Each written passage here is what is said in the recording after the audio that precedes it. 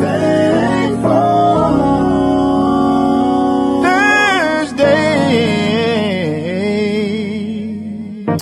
up, y'all?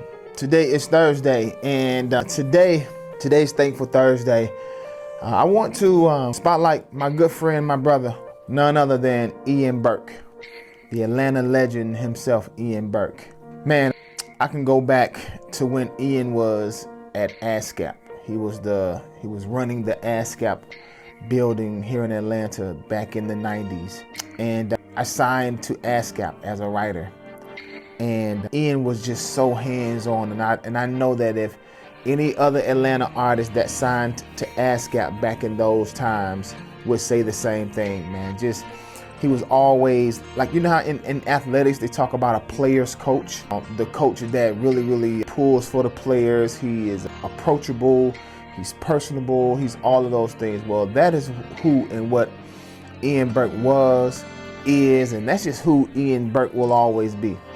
A super connector. If he had a relationship that you could benefit from, he wasn't afraid to pass it along. Just always the guy that would just show up. And so when I pulled that into my microscope and look at just the impact that he's had on my life, as an early artist, you want to try to learn the business, but in even signing to ASCAP, man, he sat me down and talked me through what my rights were, how to fill it out, what to be expected, and not just sign this and here you go, and then you can never talk to your contact person again. That was never Ian. And then I fast forward to, there was a time in my life where I was just trying to figure it out. And it's so funny that I find myself talking often about the times when 112 decided to just take an hiatus from each other the first time, and allow everybody to explore their individuality. Again, I had never thought about doing an independent, a solo anything. Again, didn't even know I had those chops like that. But I'll never forget, Ian Burke came to me one day, and we were just doing our normal banter, our normal 1-2, and I said, "Hey man, I got some songs that I want to play for you. I have some songs."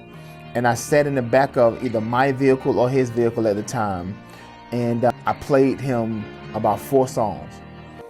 And he said, "Wow, Q, these are incredible. What are you trying to do?" I said, "Well, I never really thought of a solo project or anything like that, but if an opportunity presented itself, I'd be willing to entertain it." And he introduced me to these guys who were starting up a company here in Atlanta and were looking for artists. And man, that was my first shot at even trying to produce something for Q Parker as an individual. And I'll never forget that. I'll never forget Drift City. I'll never forget Ian Burke introducing me to those guys. We never really got to the finish line, but what he doesn't realize, and I hope he hears this today, man, you allowed me room to grow. And from the moment I became a part of what you were doing at Drift City, man, I grew tremendously because I had to just trust myself. I had to really challenge myself. And I can say that during that time, I learned so much about myself. And man, I don't get here to the artist that I am today without you seeing something in me all of those years. And here we are going on almost a 30-year friendship.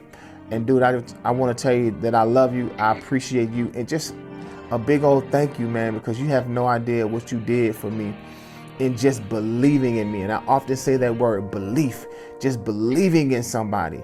And man, the fact that you believed in me, it just, man, it did wonders for me. So today in front of everybody, I just want to say to Ian Burke, man, I love you and I thank you, bruh. I thank you, and I thank you.